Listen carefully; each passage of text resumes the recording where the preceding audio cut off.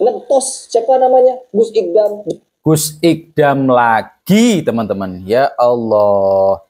Kenapa orang ini selalu menyisipkan video-videonya Gus Ikdam, ya? Menyisipkan video-videonya Gus Ikdam ini ketika dia mengomentari sesuatu.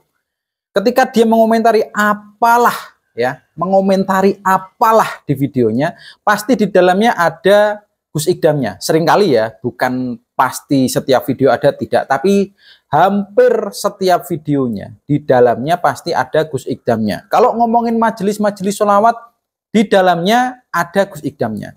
Tidak selalu, tapi seringkali. Seringkali, padahal dulu itu dia sudah pernah minta maaf, klarifikasi ya. Setelah digeruduk oleh garangan-garangannya Gus Ikdam, dia klarifikasi, minta maaf, tidak seperti itu maksudnya. Tetapi sekarang bikin ulah lagi, tetapi tidak fokus dengan Gus Ikdamnya. Di setiap video-video yang membahas tentang majelis sholawat, disitulah Gus Ikdam ada di videonya. Untuk apa? Untuk dikomentari negatif. Untuk dikomentari negatif. Ya Allah. Kenapa Gus Ikdam? Jogetan dulu, nyanyian dulu. Jogetan dulu, nyanyian dulu. Tulisannya apakah harus seperti ini? Ada tanda silangnya, ada musiknya, ada artisnya, agar kajiannya tidak dibubarkan. Tidak, tidak seperti ini, tidak seperti yang kau bayangkan, Pak Heri, ya. Jadi jangan selalu menggiring opini bahwa Gus Ikdam ini orang yang mengawali kajian dengan jogetan. Nggak seperti itu konsepnya. Kalau Anda belum pernah tahu ya, ini saya kasih tahu bocorannya saja ya, sedikit bocorannya saja. Jadi Gus Ikdam ini, kenapa Gus Ikdam ini ketika ada mungkin peringatan ya, hari peringatan apa gitu, di markas pusat Sabilut Taubah ada kegiatan mungkin sholawatan, mungkin ada musiknya. Kenapa? Karena Gus Ikdam ini tujuannya adalah memperbaiki akhlak garangan. Dikumpulkan dengan mengadakan suatu acara, ketika para garangan sudah berkumpul, ini dinasehati. Ya Pak Heri ya, dinasehati. Kalau orang garangan ini mau berkumpul, mau dinasehati, ada kemungkinan mereka-mereka ini bisa bertaubat. Seperti judul dari majelisnya Gus Ikdam, Sabilut Taubah. Dan terbukti, nggak cuman garangan yang tertarik. Orang-orang yang sudah berilmu dalam agama, orang-orang yang sudah alim, itu juga ikut berkumpul. Banyak kiai, banyak ustadz yang juga ikut ngaji di pengajiannya Gus Ikdam.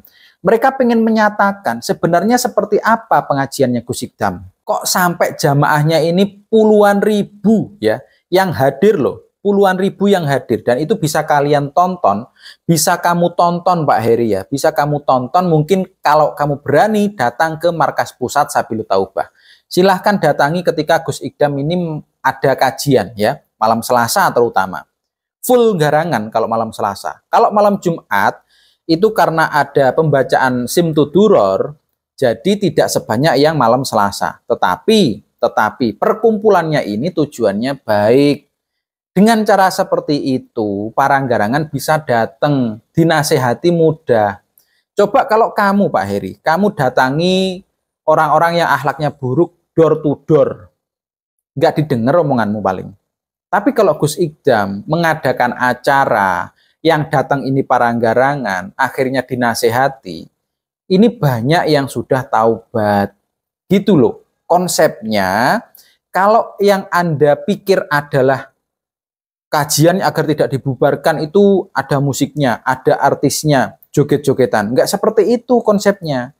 Tetapi Gus Ikdam ini, bukan Gus Ikdam tapi yang konsep ya, teman-teman Gus Ikdam ini memberikan sebuah masukan. Ini kalau ada sholawatan, ini kalau ada musiknya, ini para garangan ini akan datang. Dan ternyata dulu awalnya tidak mengundang artis. Mereka yang ingin ngaji seperti Happy Asmara. Full kan itu. Full. Ketika Happy Asmara ini ingin ngaji bersama Gus Ikdam, banyak fan-fannya Happy Asmara yang juga ikut datang. Dan fan-fannya Happy Asmara ini juga kebanyakan parang garangan dan garangan wati. Nggak semua, tapi ada yang garangan dan garangan wati yang juga ikut hadir di kajiannya Gus Ikdam. Tujuannya apa? Yang ngaji. Tujuannya yang ngaji, dinasehati Gus Ikdam. Gitu loh Pak Heri. Ini sebetulnya kenapa Heri ini mengomentari Gus Ikdam?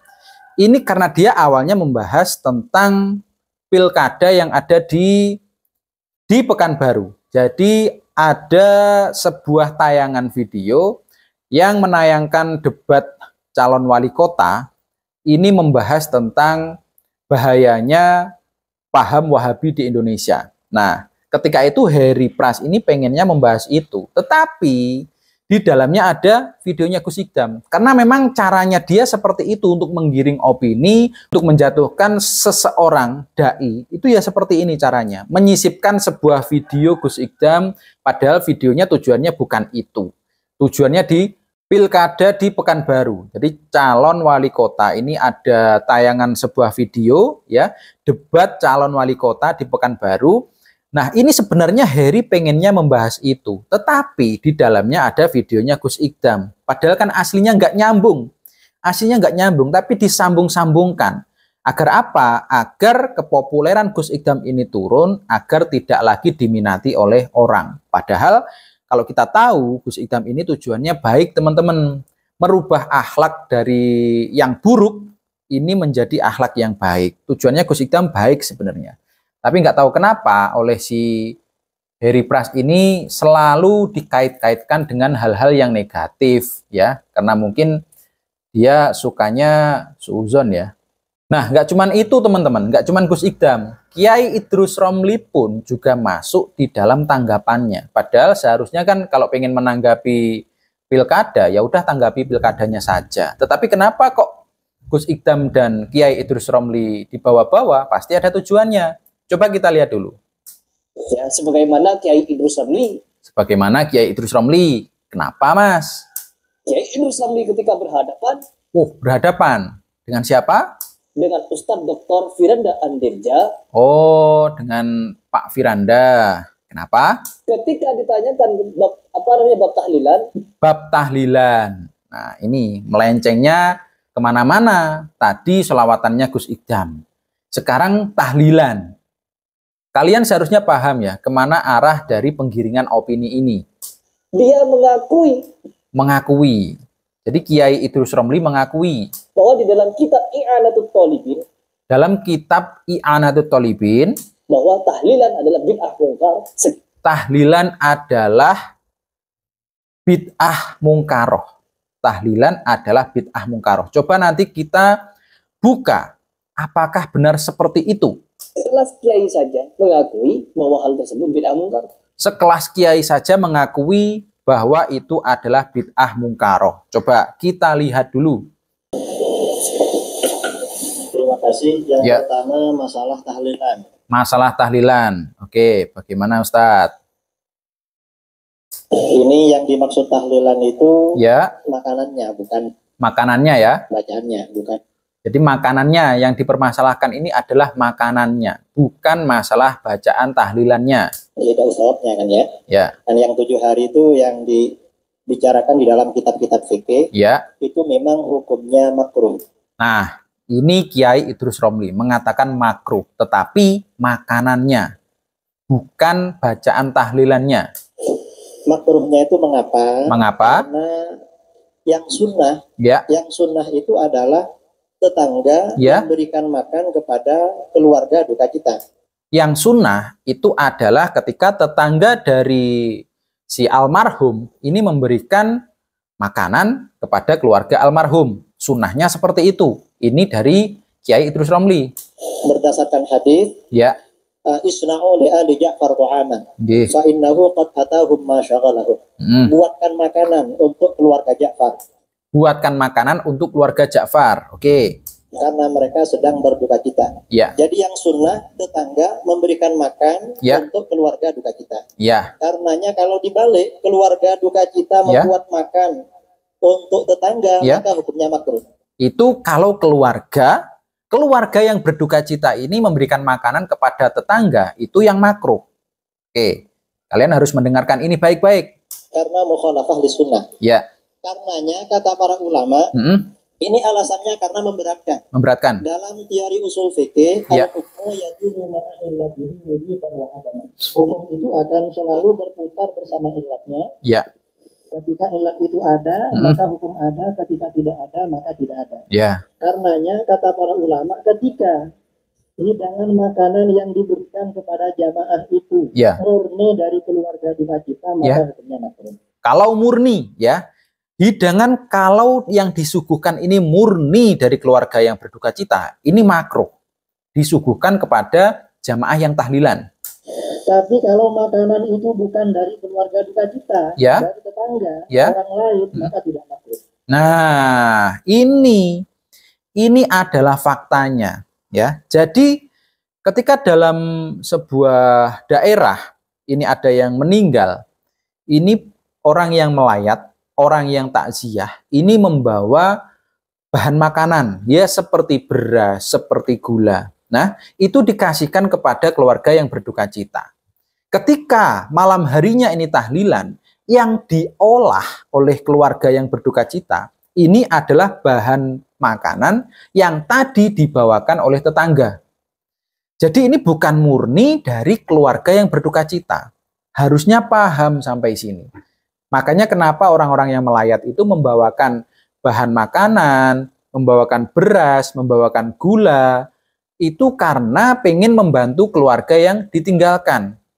Nah, ketika malam harinya ini ada acara tahlilan dan yang dipakai bukan murni dari yang berduka cita, maksudnya bukan tabungannya yang lalu-lalu, yang tidak memberatkan, yaitu dari tetangga, ya, bukan dari keluarga, ya, tapi dari tetangga yang diolah kembali untuk hidangan, itu tidak makruh.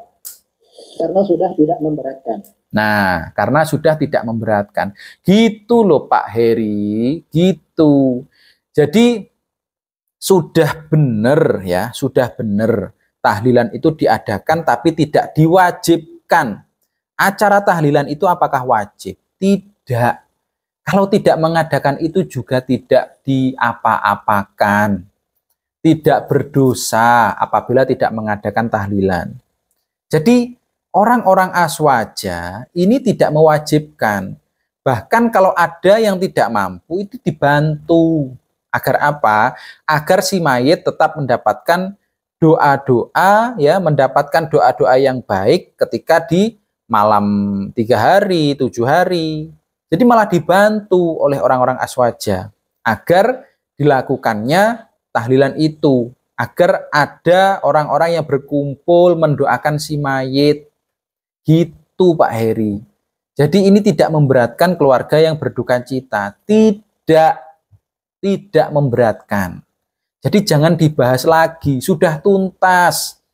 Orang-orang Muhammadiyah seperti Ustadz Adi Hidayat saja sudah memaklumi itu.